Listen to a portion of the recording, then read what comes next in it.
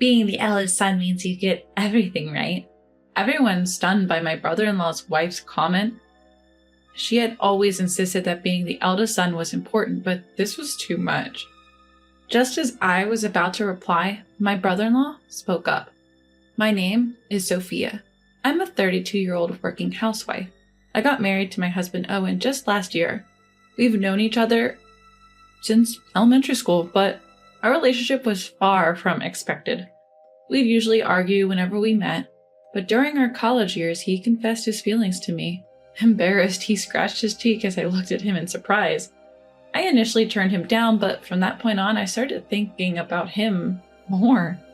Half a year later, I was the one confessing to him. We dated for about 5 years after that. We went to tell his parents about our marriage. I was warmly welcomed. My, you must be Sophia. Owen has told me so much about you. It's such a pleasure to finally meet you today. Owen told me you're his first love. We're so happy to have someone like you as a part of our family. Well, I was pleased to hear this from my parents-in-law. Owen looked flustered next to me, his secret laid bare. The fact that I was his first love was news to me. The thought made me feel ticklish and happy. I whispered this to Owen and he turned bright red with embarrassment. The meeting ended on a positive note. Owen has a brother who is already married. We planned to meet them around the end of the year, so we headed home. A few days later, while we were looking for our new home after the wedding, Owen's phone rang. It was from my mother-in-law. Your dad's been in a car accident. He's in the hospital with a leg injury. The doctor says there might be lasting effects. Can you come? Hearing this, Owen and I rushed to the hospital. Mother-in-law was sitting alone on a chair in the hallway. Mom, how's Dad? What's this about lasting effects? Owen, and you too, Sophia, thank you for coming. Your father apparently shielded a child who ran into the street and was hit by a motorcycle. I hugged my trembling mother-in-law, not knowing what else to do. Shortly after, the doctor emerged from the treatment room. His life isn't in danger, but he broke his femur. Given his age, even with rehab, we can't guarantee he'll be able to walk again. You should prepare yourselves for that possibility. We were all at a loss for words. My father-in-law is an active man. Even in his 60s, he's passionate about his hobbies, playing basketball, volleyball, and skiing. The thought of him unable to do any of this was devastating. My mother-in-law looked completely disheartened. However, when my father-in-law woke up, he was different. When we told him about his leg, he just laughed it off. If my legs help save a child, then it's all worth it. I might not lose the ability to walk completely. Even if I do, I'll face it then. I can still compete in a wheelchair, you know. I'm just glad to be alive. I swear, you're one of a kind, but you're right, it's a blessing you're alive. My mother-in-law's face softened, filling the hospital room with laughter. Just then, the door swung open and a flamboyantly dressed woman walked in. Behind her, a man with 3 children in tow also entered the room. Seeing my father-in-law, the man sighed in relief. Dad, I'm glad you're okay, but at your age, you should be more careful. Oh, Benjamin, you came, and you brought Emily too, thank you. The man called Benjamin was my brother-in-law. My husband resembles my mother-in-law, but my brother-in-law looks more like his father. When he noticed us, he nodded and introduced his children. You must be Sophia, right? Thanks for marrying my little brother. I'm his older brother, Benjamin. This is my wife, Emily, and these are our kids. Say hi, everyone. The children greeted us one by one. I returned their greeting, and the atmosphere in the room turned pleasant, except for one person who looked unhappy. Emily, my sister-in-law. I'm glad you're safe, father-in-law, but you can't use your leg anymore, right? We can't take care of you. We have kids, so living together is out of question. You're not going to impose on us just because he's your eldest son, are you? Nervously fidgeting with her freshly painted bright red nails, my sister-in-law, Emily, casually dropped her bombshell.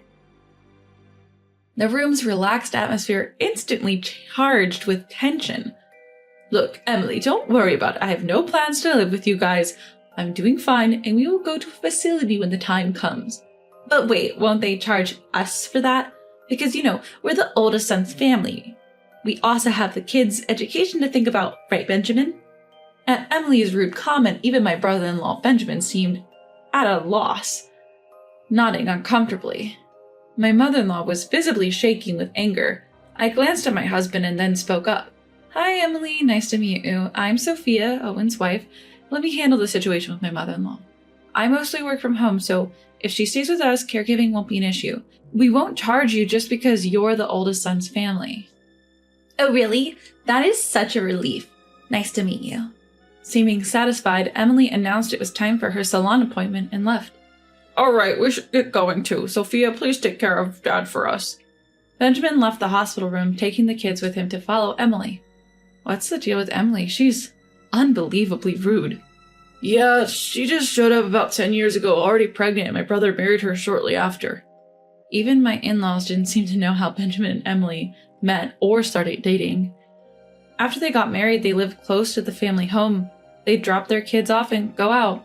But whenever they were asked for a favor, Emily always refused, complaining about them being the oldest son's family. But when it suited her, she emphasized that point.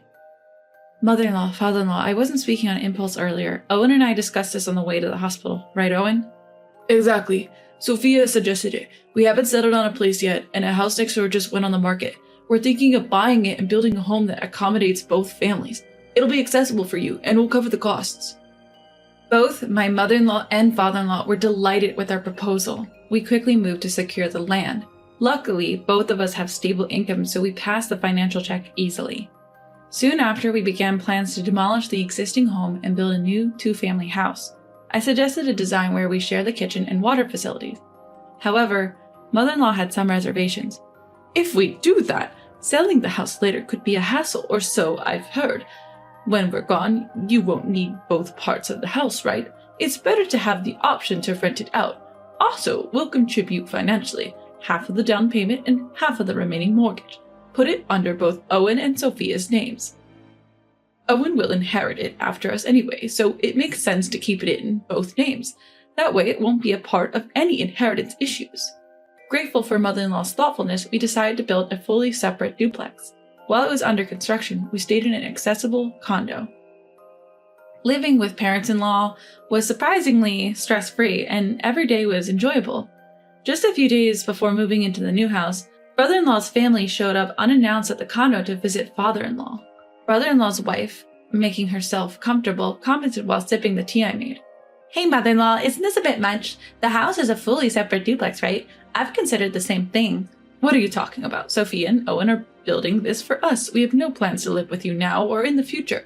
You can't handle caregiving tasks anyway, so don't worry about it. Mother-in-law's explanation didn't seem to satisfy brother-in-law's wife. Not hiding her dissatisfaction, brother-in-law's wife started voicing her thoughts. Look, in the end, Benjamin will inherit the family home, right? Then it's obviously better if we live there from the start, and 5 bedrooms for just Owen and Sophia is excessive. We have 3 kids, and it would be just right for us. Our current place is too cramped, so it'd be a big help, right? So we'll take the left side, and mother-in-law can have the right side. By the left side, brother-in-law's wife meant the part we were supposed to live in. We had planned for the possibility of needing full-time care in the future, so the ground floor had 3 bedrooms, with 2 additional rooms on the upper floor. The ground floor was for guests and father-in-law, and we had all agreed on this layout. Yet brother-in-law's wife assumed that they would use it. So if you're going to live there, you'll cover all the construction costs, right? And you'll also handle the caregiving? That was our plan when we built the place. What are you saying? All of you are supposed to be on the right side, right? If caregiving is involved, cohabitation is essential. We're already living harmoniously, right? Then just keep it that way. We won't have to pay anything. Emily just continued dreaming aloud. In her dream world, her family saves on rent and lives in a spacious home, happy as can be. For the in-laws and us, caregiving becomes easier and we get to see brother-in-law's wife's children regularly, making everyone happy. In her head, we owe it to my sister-in-law, who made the win-win proposal. My father-in-law had been silently listening the whole time, but he now instructed my mother-in-law to retrieve something from a drawer. Following his instructions, my mother-in-law pulled out a thick envelope in a single sheet of paper. In this envelope is $500,000. This is for you both. In return, never contact us again. And Benjamin, sign this document. Our entire inheritance will go to Owen. Everyone absorbing my father-in-law's words, my brother-in-law looked shocked. My mother-in-law seemed to have been aware of this plan all along. The room fell silent for a moment. My sister-in-law wasn't one to back down easily. But he's the eldest son. Doesn't the eldest son get everything? Everyone was stunned at her audacity. She always insisted that the eldest son was the most important, but this was too much. Just as I was about to retort, my brother-in-law cut in. Enough is enough. Not just with my parents, but also with my brother and his wife. I can't go on with you anymore. Let's divorce. Dad, will this signature do for announcing the inheritance? And I don't need the $500,000, but please don't cut us off. The kids love you guys. At brother-in-law's words, father-in-law nodded in agreement. Mother-in-law, with tears in her eyes, seemed to be okay with it too. For a moment, my sister-in-law looked dumbfounded, but she soon regained her composure and started shouting. Who do you think you are? Fine, let's get a divorce, but you'll pay me alimony in court. What are you talking about? You're the one who will have to pay alimony. My brother-in-law said, pulling out an envelope from a large bag. It contained a photo showing my sister-in-law arm in arm with another man entering a hotel. Her face turned pale at the sight of it. He continued, unfazed. I knew you were treating for a while now. When I looked into it for the divorce settlement, I was shocked. Your affair partner didn't even know you were married. Even had an engagement going. He's really angry, planning to claim compensation in the divorce trial. What, you told him? You're ruining my new start. What? Everyone just enjoys bullying me? I won't forgive ruining my engagement. Facing his wife's sudden anger, brother-in-law handed her the divorce papers. If you give me custody and our savings, I don't need alimony or child support. I'm sick of your cheating and your spending. Please just divorce me. If you're that desperate for a divorce, fine, but don't come crawling back to apologize later. Live with your regret. With that, my brother-in-law's wife signed the divorce papers and left the house. Dad, Mom, and Sophia, and Owen too. I'm truly sorry for all the trouble caused by not stopping Emily. My husband comforted his apologetic brother and looked at father-in-law. We love our grandchildren too. We plan to help out with the kids. Exactly. To be honest, we made our decision thinking you and Emily were on the same page, but we see now that you're not. Yeah, I've been thinking. Maybe we don't have to go as far as disinheriting. At this, brother-in-law shook his head. He mentioned they'd already rented a nearby house and planned to get by mainly with the kids, relying on the family only when absolutely necessary, before leaving with the kids for an appointment with the lawyer. Afterward, brother-in-law and his wife divorced. The wife apparently sought support from her affair partner. However, the irate affair partner claimed engagement-breaking compensation. And what's more, they met at a singles event. She's now banned from that group after they found out she was married. Her strict family has disowned her for what she did. She came to plead with brother-in-law one more time. But the parents-in-law refused to tell her where he moved. Deflated, she trudged back home alone. My brother-in-law is doing well, starting anew with his kids. It turns out his wife wasn't much of a homemaker, but he and the kids have been managing the household just fine on their own. His kids are extremely well-mannered and responsible, and they're doing their best to support their busy dad. When they visit my husband's parents, they make it a point to stop by our place, and we've started cooking together. Lately, they even started calling me sister. As for my father-in-law, his post-surgery recovery is going remarkably well, and his rehab is right on track. He's regaining his ability to walk, and the doctors are surprised at his rapid recovery. My mother-in-law mentioned they're not planning on living with us for now, to which I replied, that's too bad. On my end, a year after we moved, I found out I'm pregnant. It's still early days, but when we told my husband and in-laws, they shed tears of joy.